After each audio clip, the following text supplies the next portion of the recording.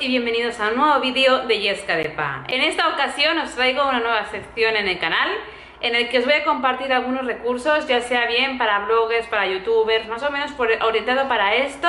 Así que espero que os guste mucho y disfrutéis de los recursos que os voy compartiendo.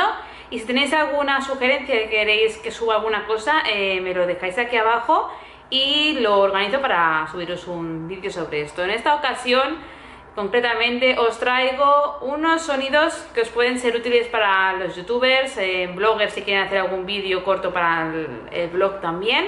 Espero que los disfrutéis. Tenéis el link para descargaroslo, está aquí abajo en la cajita de descripción. Y sin más, vamos para esos sonidos.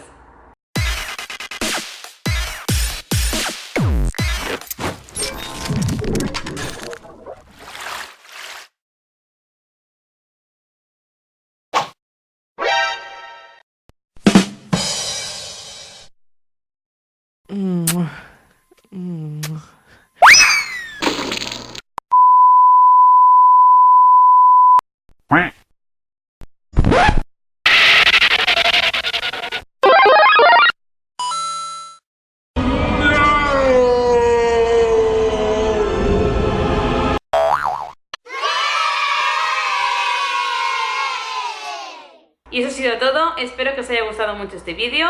No olvides regalarme tu like y tu suscripción en el canal, no te pierdas ninguno de mis vídeos. Y ya sabes, aquí abajo me puedes dejar sugerencias de próximos vídeos que queráis de recursos para bloggers y youtubers. Y nos vemos muy pero que muy pronto. ¡Mua! Besitos a todos y hasta pronto.